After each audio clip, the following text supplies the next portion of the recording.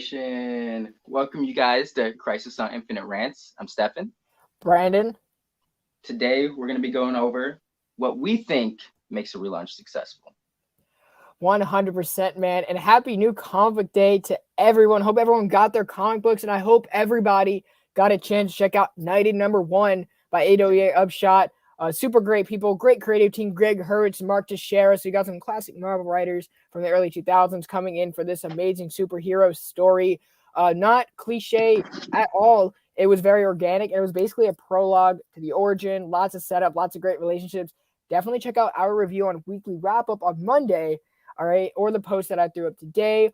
Also, another quick announcement, you guys. Today was Whiplash Wednesday. Wow. This is the closing show. Usually it would be the tomorrow show, but Manny is kind of taking a little bit of a break, kind of not feeling so well. So we're here to close it out. We got Manny's back 100%. He's our brother, but Manny will be powered up soon. You know, he had to get into the back to tank in Star Wars, you know, like kind of like Luke Skywalker came back better than ever. Just Manny's not going to lose a hand. But at the end of the episode, Thursday, we got not Thursday. Yeah, Thursday we got Lee Williams. That's tomorrow's coming on the show, 8 o'clock Nice. Eastern time. Followed by the 10th, we got Jim Shooter. Somewhere in between Jim Shooter and Marv Wolfman on the 19th. Greg Hurwitz from AWA will be over.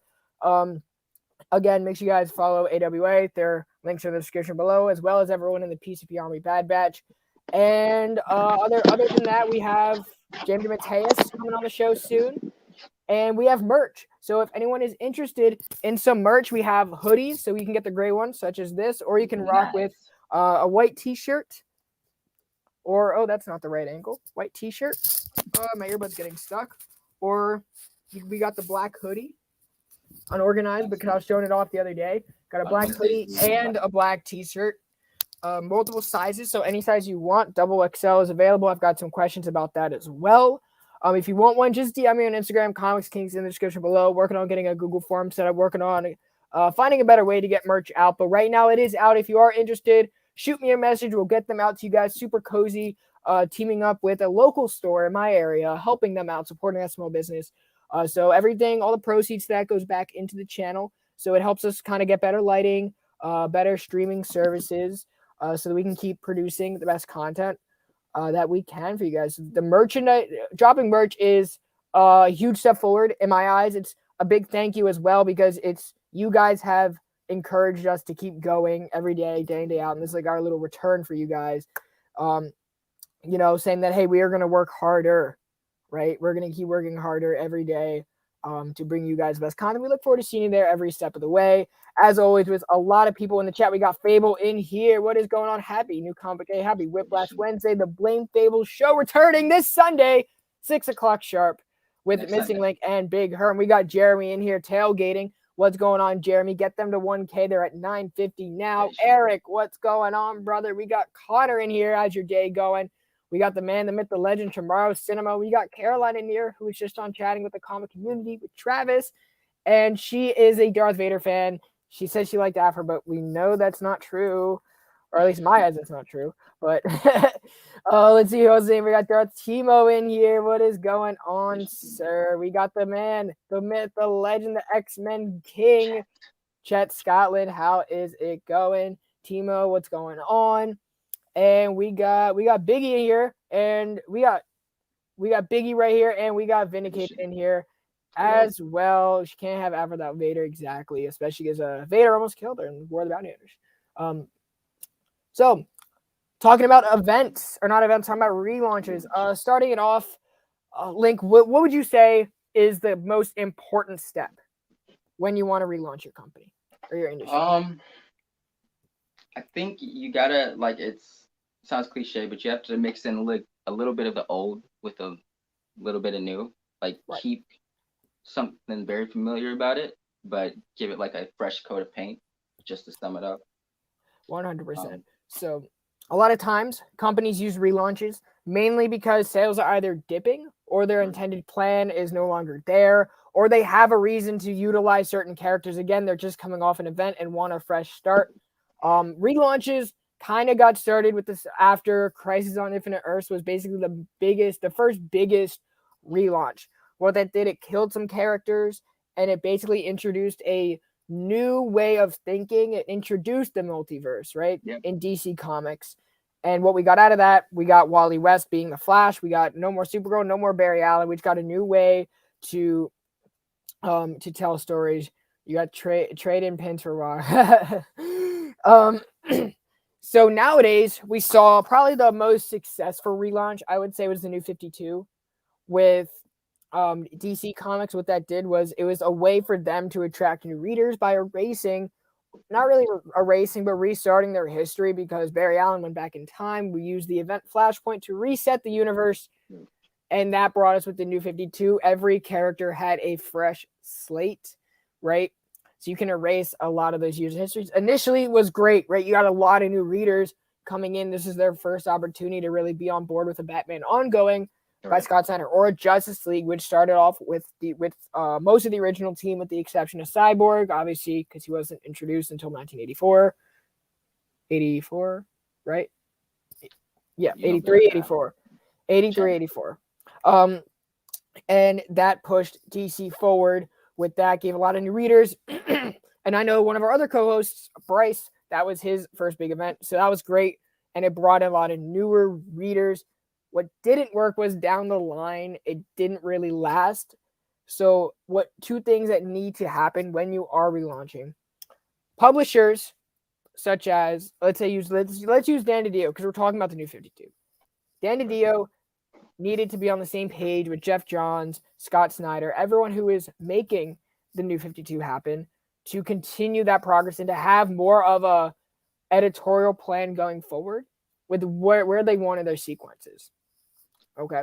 I think they said, like, or I heard that they had like 5 phases for New 52, but they only planned up to like the first two, and after that they're just kind of winging it, playing it by ear. Which you would think with a line wide relaunch like that, you'd want to put a little bit more planning than like the first year or something like that. Right.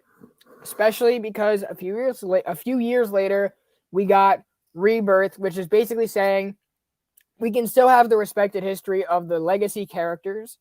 Like, we're not going to erase Batman since 1937. We're not going to erase Superman since probably before that. We're going to kind of merge everything together as Batman sits in the Mobius chair, looks into the future, and we're going to have different visions driving. We're going to regain our memories. What's going on, Mr. Corallo? And we got Taki in here. What's going on, Taki? Good to see you guys in the chat today. So, and again, right, Dan DiDio planned 2 years of good comic creating, bringing a lot of new readers, and always with events, you're going to get an abundance of titles. A great example of that today is an Infinite Frontier, how we got a bunch of different miniseries for multiple titles. We got a relaunch of Suicide Squad. We run in Task Force Z, which is spinning out of that. We're getting we got a new Swamp Thing series. We got a lot of characters that didn't necessarily get previous spotlight, that attention and that love. So it's a way to elevate characters and give them new voices as well. Not all those titles exist. If you look at Rebirth, we're going to backtrack to Rebirth a little bit. After 2 years of Rebirth, probably half their titles got canceled just because they didn't sell and they didn't have any plans for said characters, right? I think Rebirth had 4 Justice League books out on the shelf that week or that time. Yeah, right. It was like the Brian Hitch one, the Steve Orlando, and then you had Scott Snyder. Yeah. Yep. Tony Daniel picked up. And then you had Jan Luen Yang who's doing one. Yeah. Yep. So basically, you get a lot of titles. You try to reinvent some characters, and going forward, DiDio did not have a plan. So we got Year of the Villain, which is basically Scott Snyder saying, hey, look, I'm going to use a lesson from Jeff Johns going forward. So point blank, when you are relaunching, I think the most important thing that you need to have is a cohesive plan between the editor and whoever your lead creator is, your lead writer, the person who's going to use whatever book it is to drive your continuity. You got to be on the same page, and you got to think 5 years down the road. Like, did you kind of want to? Yes. I was just gonna say 2 books that are a good example of being on the same page as editorial for the most part. New Avengers, JT. New Avengers and New X-Men, Grant Morrison, Brian Bendis. Those books, their storylines went on for like 4 to 5 years. Like they had a long-term plan of where they wanted to take these characters from start to finish. You can it shows. Right. So what do you think is the necessary time in between relaunches that you need to have? That's a good question. Um, I don't know. I guess it really all depends because even though these two were successful, this had like a few months in between the end of Avengers before it relaunched the new Avengers, and then with New X-Men, it was like the very next issue was just called New X-Men, and that was that. There Right. was But the new Avengers kind of lasted a lot longer. Bendis was the helm in the Marvel yeah, universe for a solid 10, 12 years at the time, right? Started yeah, New Avengers 2004, I believe it ended around 2015, right? When we're in the Marvel now, and Hickman kind of took over the mantle of the Avengers title, leading us into Infinity and then Secret Wars, which everything else happened. I know backstage we were also talking about the Ultimate Universe. That's something you're a little bit more knowledgeable about. So I'm gonna let you talk about the Ultimate Universe a little bit. yeah. I think that's a good example of what makes that work as well. They debatably hit or miss.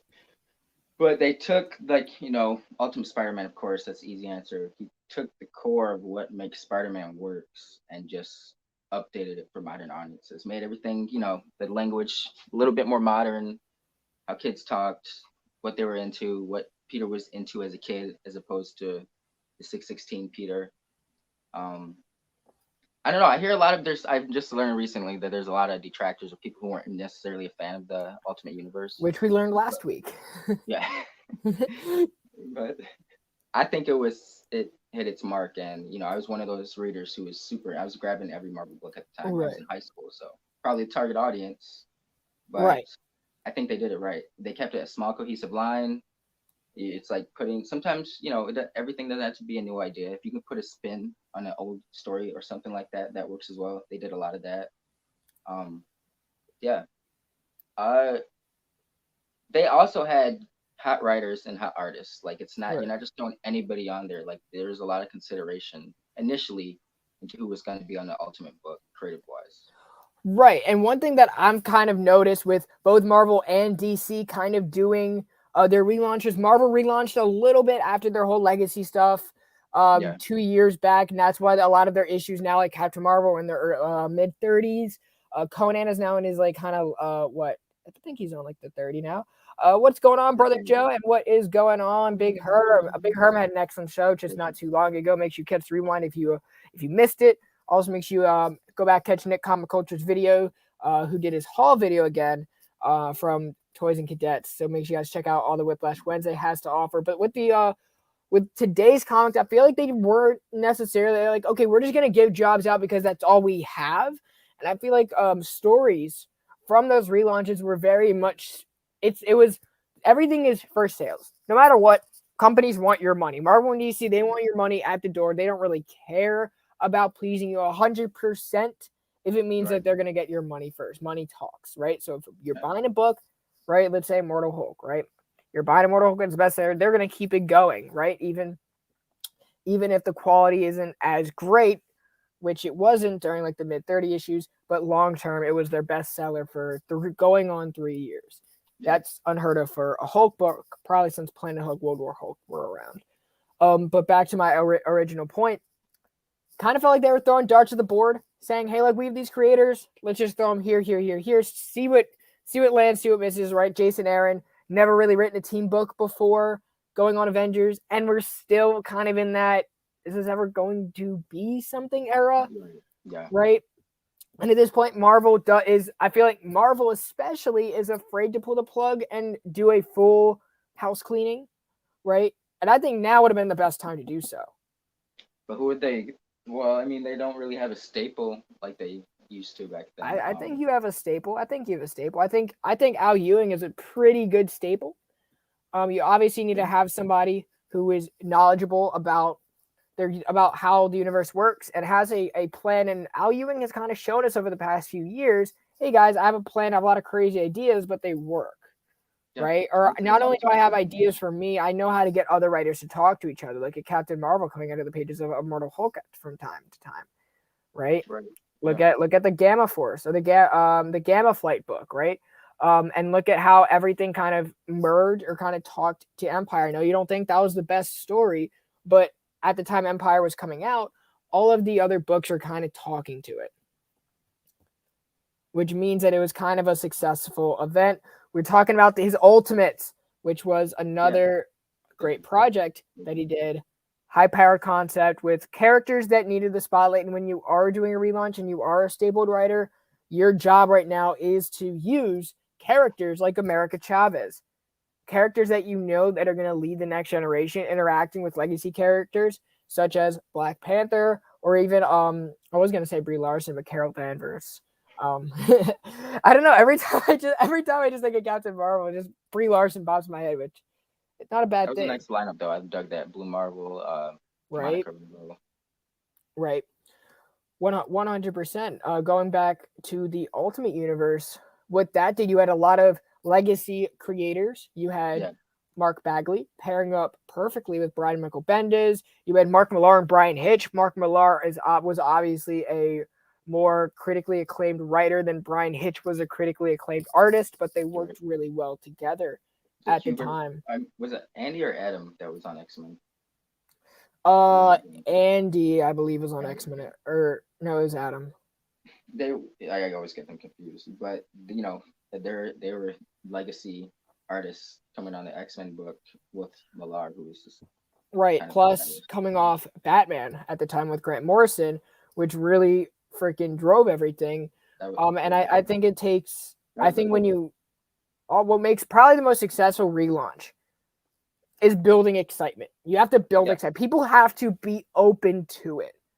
I think right now with the Ultimates, kind of looking back at it, people were very excited because it's like, okay, this is a great new status quo, right? Compare Ultimate Spider-Man to Scott Snyder's Batman, right?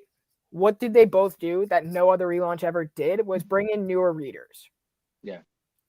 You could argue that Infinite Frontier did, but it's losing them, right? I feel like it's losing them more so than we're actually going forward in their continuity. I see. I don't really look at Infinite Frontier as like a relaunch, or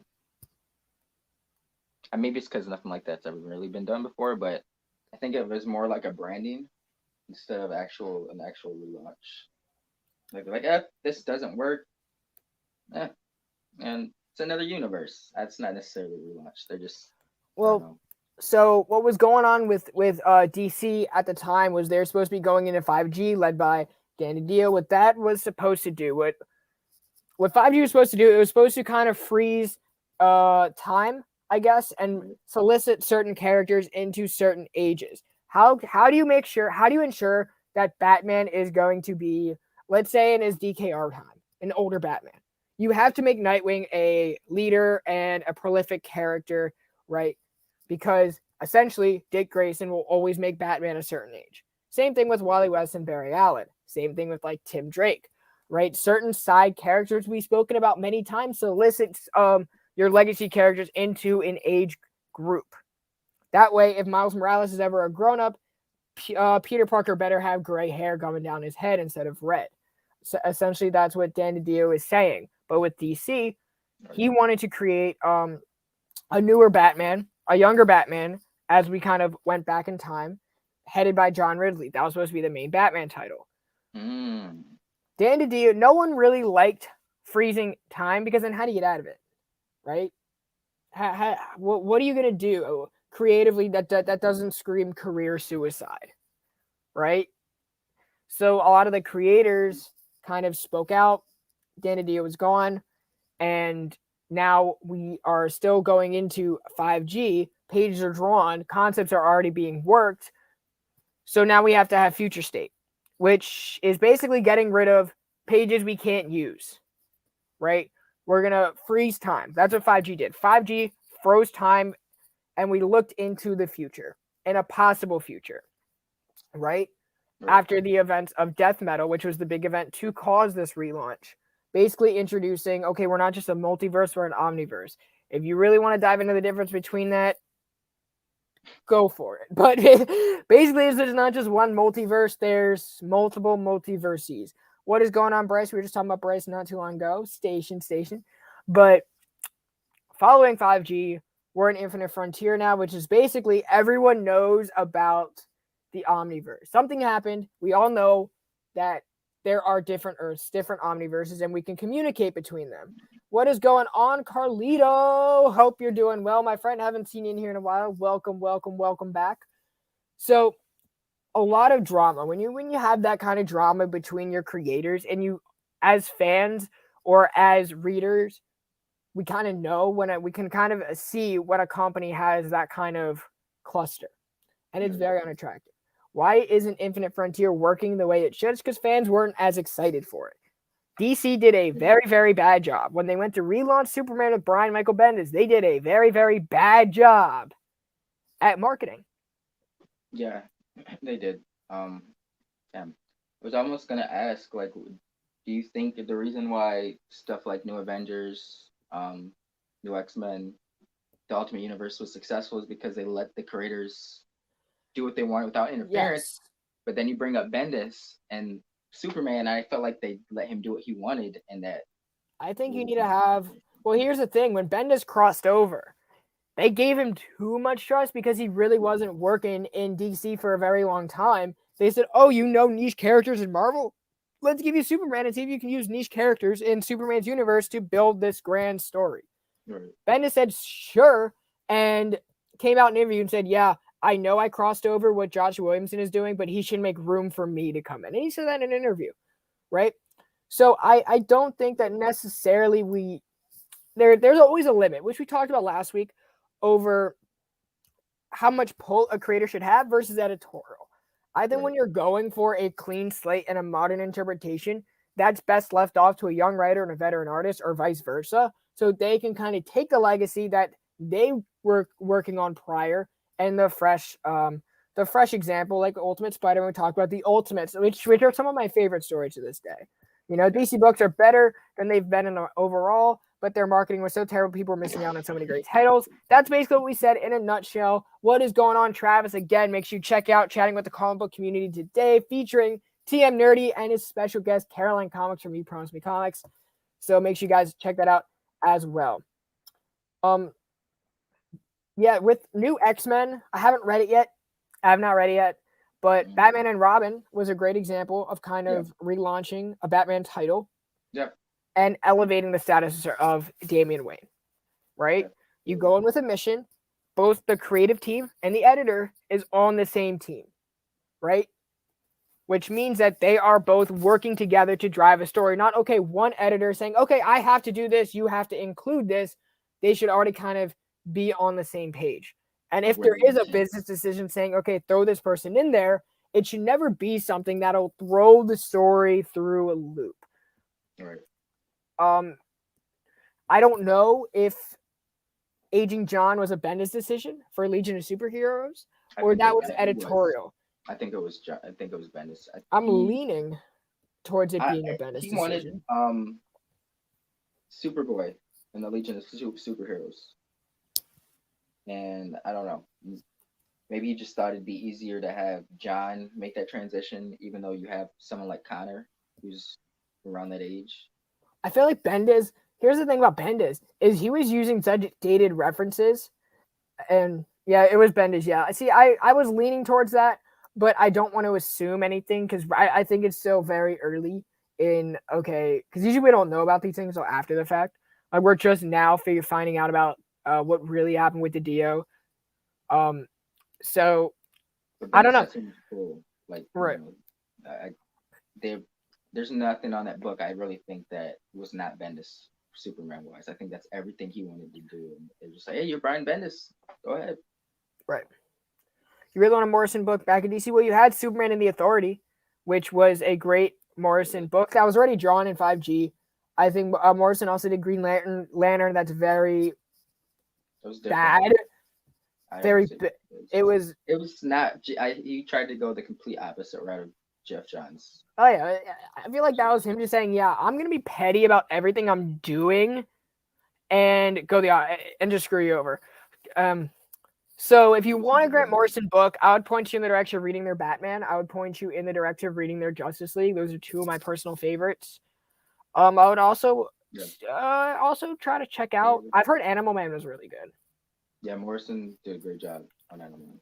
But Morrison, do you have any more recommendations for Morrison? Because I know that's your boy. Everything.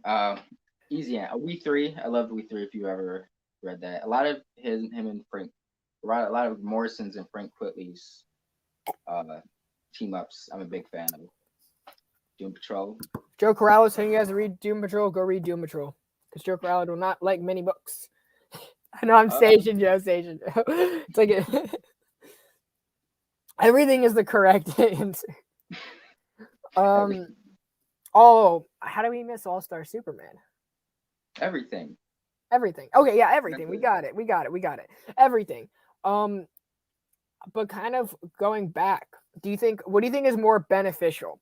Relaunching a certain title, or like after you have an event, renumbering the whole industry, or doing a clean New 52 or a clean rebirth where everything starts at a number 1?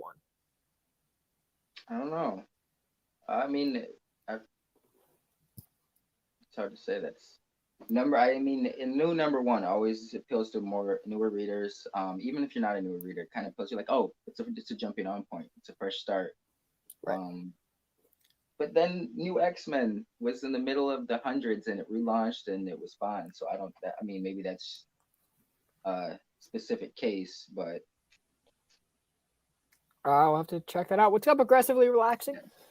I personally think, and I was kind of thinking on this earlier, why was Donny Cage's Thor going off to such a great start? It wasn't the story. The story was fine. Like, we've seen some of those concepts before. We've seen Galactus and Thor interact several times. Right? But what was it about it is we ended War of the Realms, which was the end, and then King Thor, which is the end of Jason Aaron's seminal run. It is probably the most seminal modern Thor story we've ever had, right? In a while, yeah. And we got a new numbering system, but everything kind of transferred over, right? Not every War of the Realms didn't end the Marvel Universe because other titles still kept going with their numbering system and kept going, but it was very much saying, okay, we're building up this event to be a primarily Thor story. King of Black, we're building this up to be a primarily Venom story so we can relaunch Venom so newer readers can jump onto the bandwagon of this character's hype, right? Let's say they missed out or they jumped in the middle and now they have something to jump on, and classic fans can say, okay, now I can just merge over and this is a continuation of the status quo of the character, right? A lot of times I don't think you need to have those flashpoints going into the New 52. And that's why I think Marvel does events better. Is because they're more character-centric than big brand level. Notice how many DC characters you use only when you're in that Crisis on Infinite Earths type level. Yeah, the mainstays. I mean, they did have a lot of moving pieces going on in Infinite Crisis, though. Or you said Crisis on Infinite Earths, but like Superman, yeah. So I mean, you said something about the numbering though? Like, how's that? Well, I agreed with your point saying that when you I did not come for flashpoints, so my bad. But when you do renumber, it invites newer readers, but also legacy fans can kind of just transfer over and just take it as a continuation of the status quo instead of completely erasing what the previous creative team did. Yeah.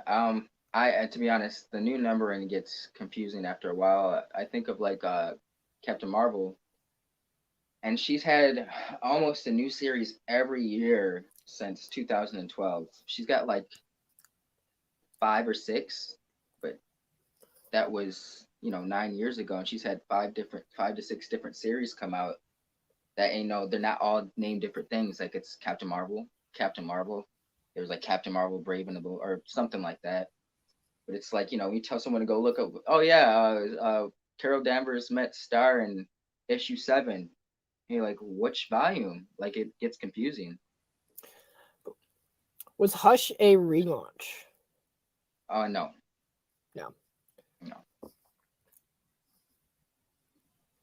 But the only one book I can really think of that really did well without a numbering relaunch was New X-Men.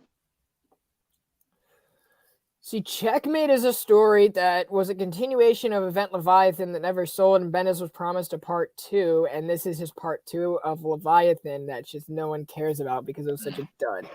Leviathan did not hit either. No, Leviathan, I was really excited for Leviathan because I was like, this is going to be a fun little Bendis isolated event, and it just fell flat. Alex Maleev on art. Yeah, it was set up for success, and it just didn't. But kind of back to what we were talking about earlier. When you do go to relaunch, should they be more character-centric or should they be completely universal? Can you relaunch certain characters at certain times to continue your the continuum of your timeline? Or do you have to relaunch everyone all at once? What do you think is more beneficial? And chat, if you guys have any contributions, as always, drop a comment and you will be highlighted. Absolutely. Keep it to the characters because that's, I mean, it depends though. I mean, certain relaunches are meant to not redesign, but refit a character in a certain way. And then you have something like New Avengers, that was designed to redesign the brand of what an Avenger is. Right, but then you also have stories like Bryce mentioned, Nightwing saying, okay, maybe if we just change the creative team, treat it like a relaunch, but keep the numbering going. But I feel like if Nightwing started at new number 1, it would have more of a vast readership. I think because a lot of people, when Nightwing started, it was like, okay, go pick up this Nightwing book 2 weeks after the issue 78 released. And it took a lot of people, a lot of YouTubers, a lot of local shops saying, get on to Nightwing, get on to Nightwing, get on to Nightwing. So I don't know. I would say that numbering works almost against, especially when you're trying to change a character status quo. I think that's a great time to relaunch. Again, like they did with Thor, changing him into the cosmic, giving the power cosmic, being a heir to Galactus. See, that works. A relaunch, I think you should do after like a character's gone through this long arc and a journey, like Thor did with Jason Aaron. Right. Perfect time to relaunch it with Donny Cates.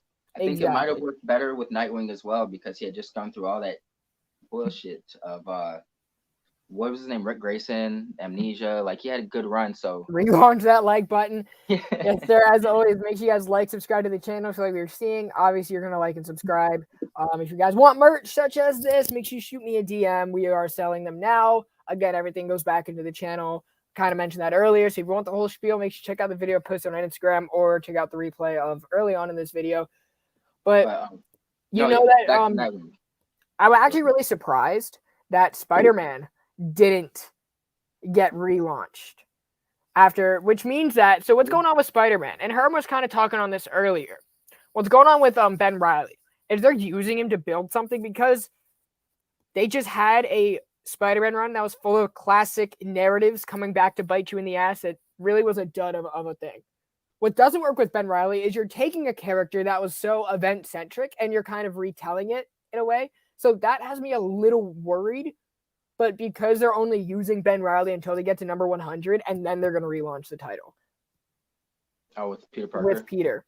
Okay. Same thing with Daredevil. After Devil's Reign, you are going to see a Daredevil relaunch. They're going to use that anniversary issue, and then they're going to relaunch the character with probably a new creative team, unless Chip Zdarsky feels the need to stay. I mean, they might have plans for Peter Parker. I can see why they're you waiting to relaunch that. But back to Nightwing. After the success of someone like Tom Taylor and Redondo's Suicide Squad, and it was kind of like a fresh start but return to form for Nightwing, I think that would have done wonders to restart his book. You would have gotten more readers for sure. It would let people know, like, new era. Right. And once again, it I guess there's a lot of factors because maybe it wasn't advertised enough or well enough. Right. Aggressive Legend says the best relaunches, I think, of were character centric. Then Company jumped on. See Flashpoint, Hickman, Secret Wars, World of Realms. I guess you can say Meta was a Wonder Woman, but it wasn't marketed. So it started. So the way that Death Mode was, that's an interesting concept to me because it was such a Scott Snyder driven story around Wonder Woman. It wasn't a Batman book at all. But then Dan DiDio came in at the end and said, no, we're switching it. That's why you don't see Scott Snyder with DC Comics anymore. If you guys have not noticed. I prefer an Earth 1/Ultimate Universe type of approach a relaunch in the main continuity. The creators have more freedom, and the change can stick their way within the. See, that's also kind of where if you want to relaunch the universe, you have to have the creators to do it. I don't think DC now has the creative mindset to do so. Tom Taylor is a great creator. Don't get me wrong. He is one of my absolute favorite characters, but he is not the helm. He is not a. Then we start talking about what is the difference between a character-driven writer and more of a universe builder, right? You have visionaries that like Jonathan Hickman, Al Ewing. I could even say Mark Waid right now.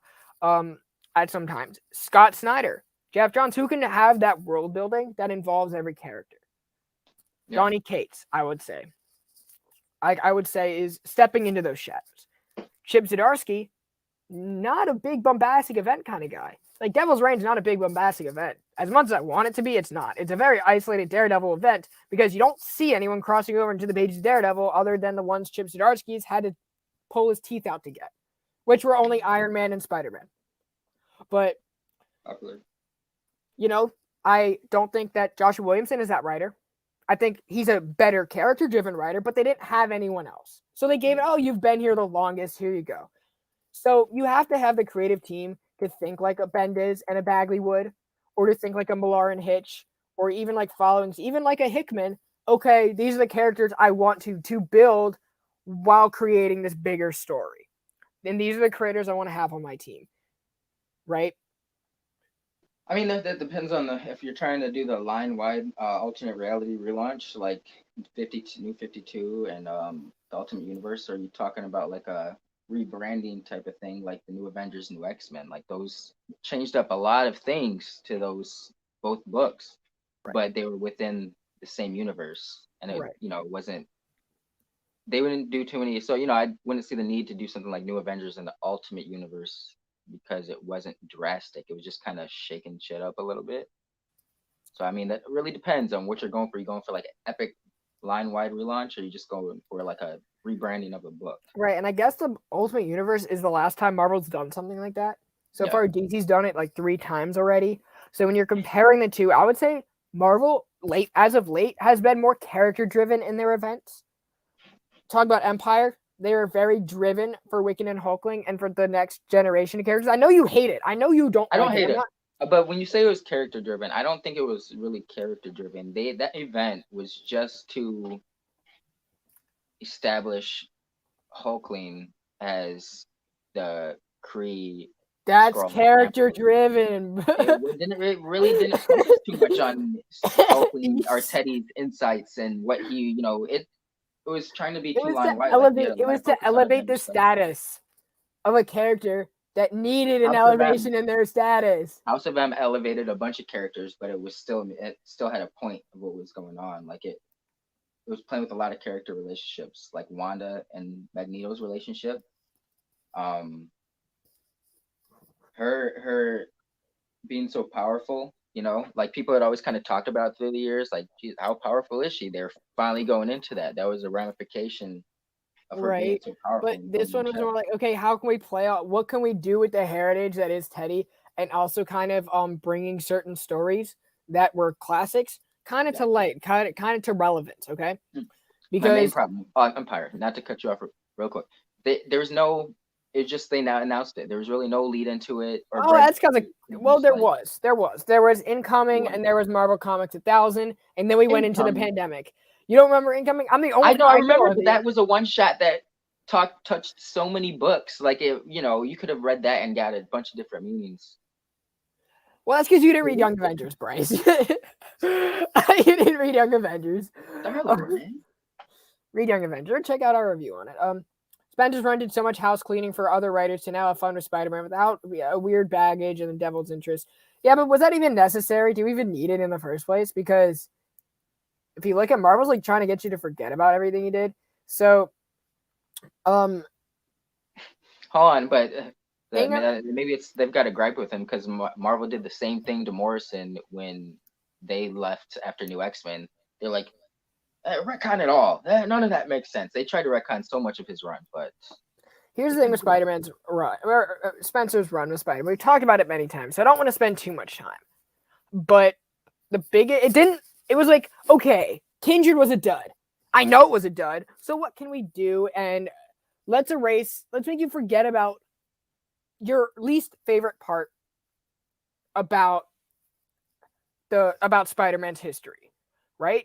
If you're a Spider-Man fan, what's the one story you want to forget about? And that was, okay, Norman Osborn and Gwen Stacy having kids. And it did that. Okay, that was a weird, that was a weird story. But you didn't do anything for Spider-Man as a character. You didn't do anything for anyone else, right? And it just, it was a dud. It was a dud. In the long run. In the long run. Travis says, I seriously think they should relaunch Eclipso with different characters getting affected within Darkness. That'd be cool. I could see it. But Eclipso is right now with the Quintessence, rocking with them, or what's left of the Quintessence. So they're gonna be fighting Darkseid. You're gonna see Eclipso soon. If you want, was Eclipso in Tomasi's Detective? Wasn't he part of an arc? Maybe like the first arc, but he wasn't a heavy. What's going on, Eric? But back to what we were talking about with Empire. Empire was a way to elevate. Now the pandemic. When Empire was coming out, no one was allowed in their shops. You either had to do curbside pickup, right, or you had to have it mail ordered. There's a reason why all the tie-ins were cut, and they had to basically rechange the story to where Al Ewing now has to write the Defenders, now has to keep that pumping, right? You're going to see a lot of his Venom explore some of the cosmic stuff, right? He had to do this. He had to do a lot of it in the remains of Guardians. I guarantee you. I guarantee you. That's exactly what happened. If you look at what Empire was set up to do, so play on Teddy's heritage and Wiccan, elevate them to more of a involvement in the Marvel Universe, because these are two fan favorite characters that really don't get any stories. But where were the relaunches after Empire ended? For what did it lead to? Empire, I don't think Empire, because I don't think it ever was supposed to lead into a relaunch. I think it was just an event that was supposed to change certain characters, but not change certain characters, but to elevate them. What's going on, Nick? But also, we don't know what was supposed to come out of it, because the pandemic cut a lot of titles. Yeah, they did, but people got to stop using the pandemic as an excuse. I'm not using it as an excuse, but I'm just saying editorial could have very well said, not a lot of people have eyes on this because of what's going on in the world. We get it, right? We're not able, we can't afford to print X amount of copies of a certain amount of book because shops just won't get it. Because if you look at what happened post the pandemic, like during that time, there were no number ones on the shelf. It's true. So there's no way to imagine. Once the series ended during that time, it was gone. You haven't seen it again. Like, look what happened with the Hawkeye Freefall. Look what happened with Ghost Rider. Those are miniseries. Freefall is supposed to be ongoing. What Freefall, Hawkeye, right? It's supposed to be ongoing. Oh, was it? Ghost Rider is supposed to be ongoing. Oh, wow. Kamala why Khan launch Empire during the pandemic then? Like, why not hold it off until everything else? Like, House of M led into Civil War. Civil War led into World War Hulk. Like, these, and they had launches in between these because of story ramifications. We haven't really seen any series beyond Fantastic Four, maybe, that deals with the ramifications of Empire. And I think, you have Defenders. That's kind of that's doing. You had Empire. Guardians. You had Guardians, read Guardians. You get a lot of stuff in there, but that's over with and that's done with. And now you're going to be seeing that in Sword. I think Sword, you're going to see a lot of ramifications. I think Al Ewing is going to want to remind you that this actually happened and to go pick up the trade, because that's just the kind of thing that Al Ewing does. Can't help the fact that we use the pandemic as an excuse, because the pandemic gave us the excuse to use the pandemic as an excuse. And they did the stop Black Cat and relaunch it within the same month. Yeah, they stopped Black Cat, relaunched it. I wasn't reading Black Cat. I bought the first cover, but I didn't necessarily stay on the book. because those number one sell. Like that's That first number one sold with her chest out, with the Jamal Campbell cover. I don't That get it. sold. That was actually one of the most bought copies of the year. It was like number 4. Jamal Campbell. You Jamal mean Campbell did it. He you did it know not before the Jamal Pepper Campbell. Laraz. Books like You're Nebula, J. Mary Scott Jane Campbell. never J. came Scott back. Campbell. Jamal Right? Campbell is different. Books that were coming out during the pandemic that those were miniseries, but you really didn't really lead in anything because people just stopped reading comics at the time, and then it resumed, and continuity was like everything that we were planning, we're just gonna pretend like we weren't gonna do it in the first place. And it was with both industries. DC just kind of caught a break because they were already gearing up for a relaunch anyway. So 5G, right? People weren't necessarily buying books per se. I know that you were only allowed like 2 people at my shop at the time that 5G was going on. All right. Right? But look where we are now. And going back to the whole point is I think Marvel has a more cohesive plan as what do we want out of our events in these characters, rather than DC's like, what do I want out of my industry, out of my world, right? Because they will screw over characters within other series. Nightwing, prime example. Green Arrow, prime example. Wally West, Roy Harper, all great examples of that. Yeah. Now I was just sitting here trying to think of like what makes a relaunch not work because right after Secret Wars, Hickman's Secret Wars, they had a perfect chance to do their Marvel's never really done a full scale reboot like DC, and they had an opportunity to kind of do like a new 52 type of relaunch since the universe was recreated from Reed Right. Richards and Franklin. They after taking the power of doom, but they half-assed everything. There was like they were just kind of throwing titles out there and putting. There was no like I don't know. There's a excitement based on the readers, but I don't think Marvel executed it well enough. Um, then you have things like Avengers vs X-Men when they did the Marvel Now relaunch. That was super exciting. They were on the money. You had Rick Remender and John Cassidy starting off on Uncanny Avengers. You had Bendis going over to the X-Men universe. That was pretty much like the only portion of the Marvel universe he hadn't touched at that time. I think was this when Fraction went on Fantastic Four. Yeah, and then he did the Future Foundation with some of the more obviously Future Foundation, here these future right. characters. That's He had when Alred. Jason Aaron, Thor started. Yep. So what do you think Secret Wars? Why do you think that missed the mark? I think that missed the mark is because you add opportunities to kind of cross paths with the Ultimate Universe and your mainstay continuity, and you really didn't. I think like Spider-Verse came out after the fact. You had Dan Slott Spider-Man, which still continued, but he was leading into more of the Spider-Verse at that time. Right. Post, and I think that did a better job of bleeding in multiple dimensions of characters, multiple interpretations or versions of characters, more so than Hickman did. And I don't think that was Hickman's goal. I think Right. Marvel's goal was this is what people loved out of the Ultimate Universe. Let's move that over to 616. Right? Yeah. Like Miles Morales, Spider-Gwen came over.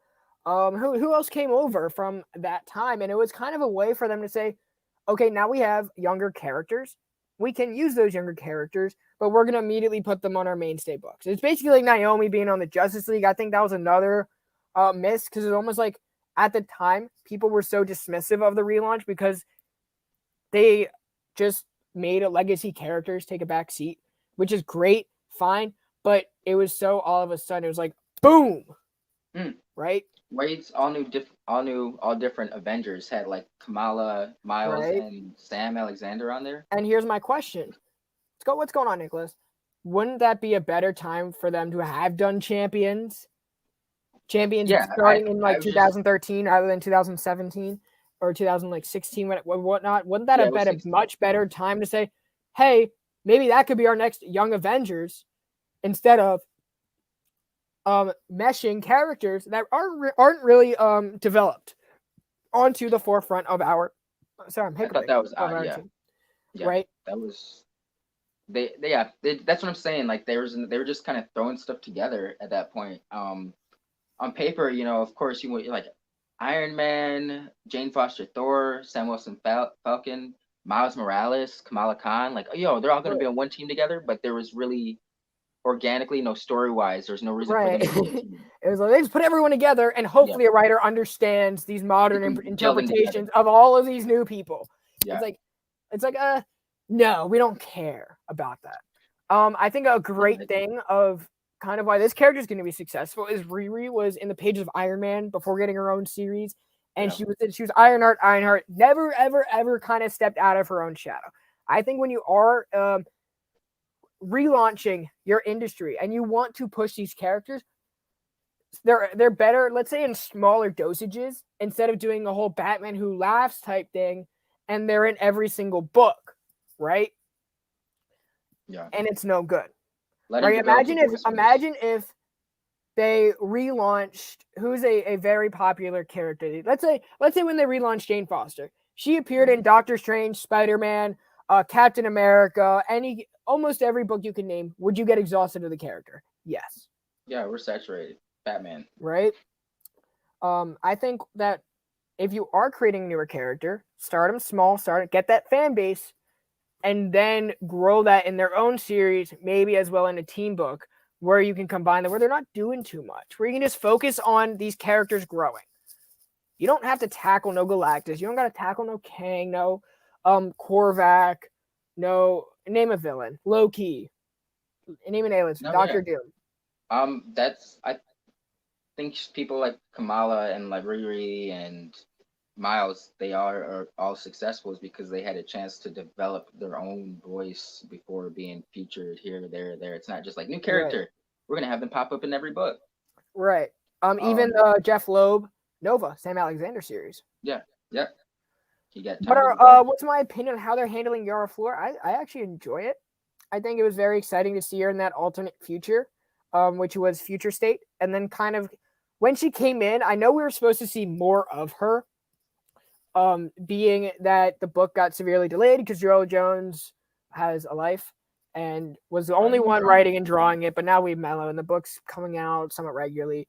But I like how she's just now getting her interaction with Artemis and not Donna, with oh my gosh, what's the other Wonder Girl?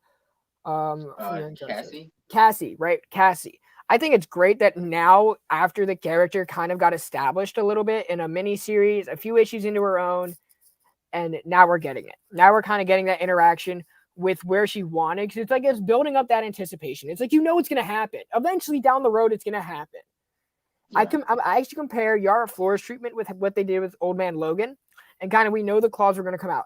We just want to see the claws. And all of a sudden, you see the claws, and it's like, boom! That was awesome, right? It was dope. I kind of felt that way when she just went over to Amazon to the mascara in the recent issue. It was like, okay, now we see her in the armor, we see her with everything, and it just makes the story exciting that it didn't happen right off the bat. They're earning that. I prefer that with newer characters as well. That's even though it took 6 months. Right. But I mean, it's worth it in the long run. It is worth it.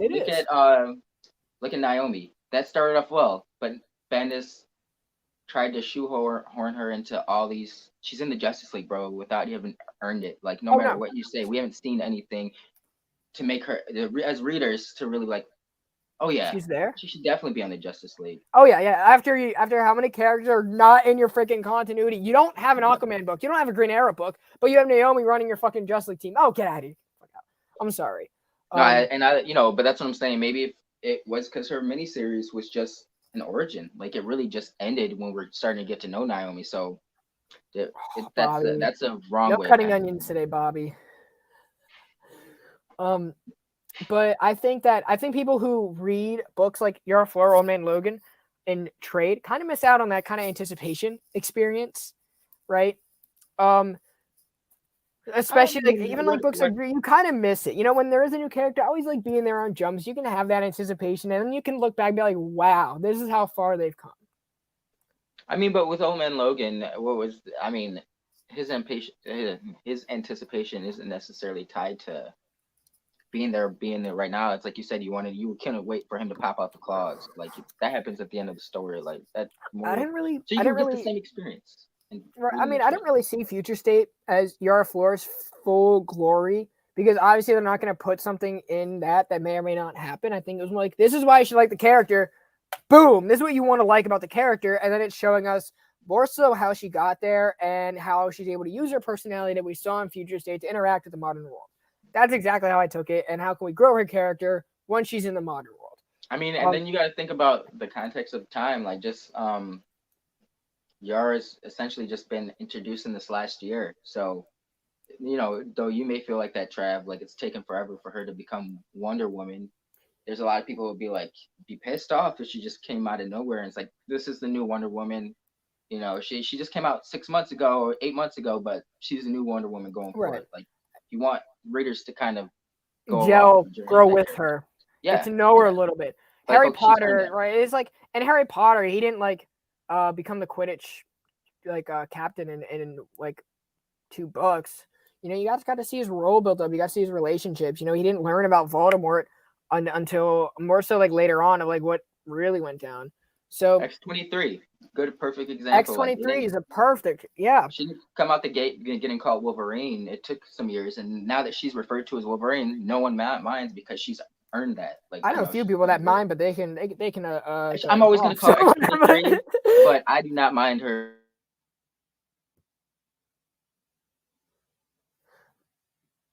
And so Steph is doing a bit now.